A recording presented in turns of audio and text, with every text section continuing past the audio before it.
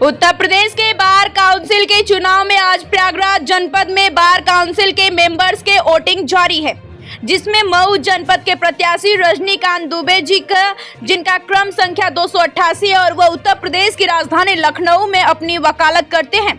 उनकी अपील है कि पारदर्शी व्यवस्था लागू करने के लिए वकीलों के लिए वकील प्रोटेक्शन एक्ट और उनके परिजनों के लिए 10 लाख रुपए का स्वास्थ्य बीमा कराया जाएगा। यह उनकी योजनाओं में शामिल है।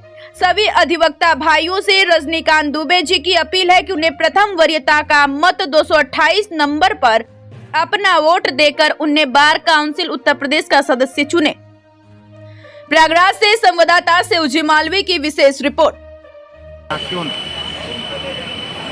साठ गांठ करके अपनी फर्जी वोटिंग कराने का प्रयास किया था, जिसमें विवाद हुआ। उसके बाद प्रयागराज और शेष 18 जिलों में रायबरेली, प्रयागराज, प्रतापगढ़, उन्नाव सहित लगभग 18 जनपदों में आज चुनाव हो रहा है, जिसमें अधिवक्ता भाइयों में लखनऊ की घटना को लेकर आक्रोश व्यक्त है और अधिवक्ता भाई प्रयागराज में बढ़ चढ़ के हिस्सा ले रहे हैं। हमारी बहनें, हमारी भाई बढ़ चढ़ के नए प्रत्याशियों को अधिक से अधिक प्रथम, द्वितीय और तृतीय वरीयता का मतदान कर रहे हैं। और प्रयागराज में जो निर्वाचन अधिकारी द्वारा वोटिंग की व्यवस्था अब की गई है वो बहुत ही अच्छी है।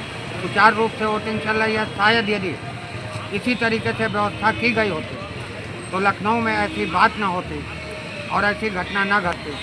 जबकि पुराने प्रत्याशियों ने जनपद लखनऊ का तो मामला उजागर हुआ, लगभग हर जनपद में इसी तरीके से पीठासीन अधिकारी और निर्वाचन अधिकारियों से 60 गांठ कर करके 2500 प्रत्याशी ने इस तरीके से 60 गांठ करके 100, 200, 500 वोट एक दूसरे के पक्ष में पहला, दूसरा, तीसरा और फर्जी वोटिंग कराई, जिससे कि हमारे bar council of Uttar Pradesh के चुनाव की निष्पक्षता पर प्रश्नवाचक चिन्ह लगता है।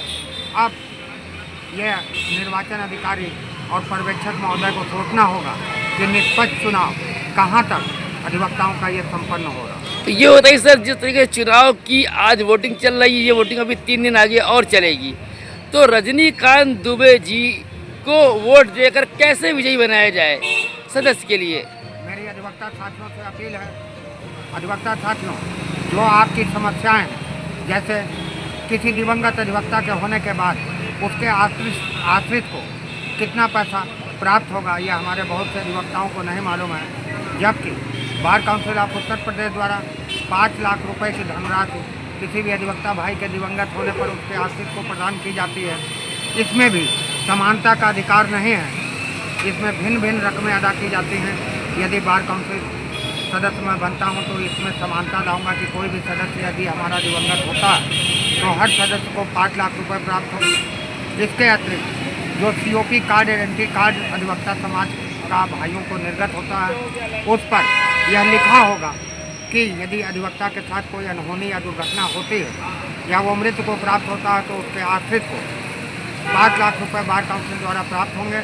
और मेरा प्रयास होगा कि वो 5 लाख रुपए अधिवक्ता की 13वीं या 40वें के पूर्व ही उसके परिजन को प्राप्त हो।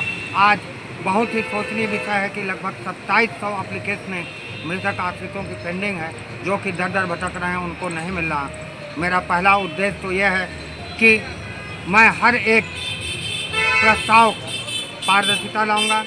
हमारे और अधिवक्ताओं के बीच में जो पारदर्शिता है, जिसको कि पुराने बार काउंसिल मेंबरों ने बहुत सी पारदर्शिता को छिपा रखा है, जो बहुत से अधिवक्ताओं को नहीं मालूम है, वो सारे अधिवक्ताओं को इस बात की जानकारी होगी कि बार काउंसिल से उनको क्या सुविधाएं प्राप्त होती हैं। नए युवा अधिवक्ताओं के लिए मैं बैठने की समुचित व्यवस्था करूंगा, सरकार से इसकी मांग करूंगा। और शुरुआती दौर में हमारे युवा साथी बहुत ही कष्ट का सामना करके विधि व्यवसाय को निष्पादित करते हैं। मेरी कोशिश होगी, चाहे इसके लिए मुझे कुछ भी करना पड़े, कि मैं सरकार से उनको कुछ मानदेय प्रतिमाह दिला सकूं। लेकिन इस जंग के लिए भी मुझे आज भी अधिवक्ता साथियों के वोट की ज़रूरत है। कल उनके हक की लड़ाई लड़ने के लिए भी उनके साथ की ज़रूरत होगी। तो आपको अधिवक्ता साथियों के जंग की जीतने के लिए आवश्यकता है वोट की, तो कौन से नंबर पर वो वोटिंग करें? देखिए, मैं मऊ, आजमगढ़, बलिया, देवरिया, गोरखपुर, कुशीनगर, अम्बेडकर नगर, बाराबंकी, उन्नाव, कानपुर, इन सभी जगहों से सुल्तानपुर में जहाँ वोट चल रहा है, पीलीभीत आदि से मैं अधिक से अधिक प्रथम वरीयता और द्वितीय वरीयता का वोट प्राप्त कर रहा हूँ। और यदि इस चौथे चरण में मेरे अधिवक्ता भाई मुझे प्रथम वरीयता का अधिक से अधिक वोट देते हैं तो एक क्रांतिकारी परिवर्तन बार काउंसिल में आएगा। बार काउंसिल की कार्यप्रणाली, चाहे वो डीसी की सुनवाई हो, चाहे मेडिकल एड से रिलेटेड समस्या हो, मैं उसके लिए भी प्रयास करूंगा कि हर अधिवक्ता को जिस तरीके से आयुष्मान कार्ड सरकार एक आम जनता के लिए प्रोवाइड कर रही है, उस तरीके से 10 लाख रुपए का एक बीमा अधिवक्ताओं को सरकार से दिलाने का प्रयास करूंगा। इसके लिए मैं लगभग सभी जगहों से 2 से 2.5 हज़ार मत प्रथम वरीयता और द्वितीय वरीयता का प्राप्त कर चुका हूं। यदि चौथे चरण में मेरे अधिवक्ता साथी, मैं जीत के बहुत करीब हूं, मेरी मंजिल मेरे सामने खड़ी है। यदि चौथे चरण वो जादुई नंबर कौन सा है?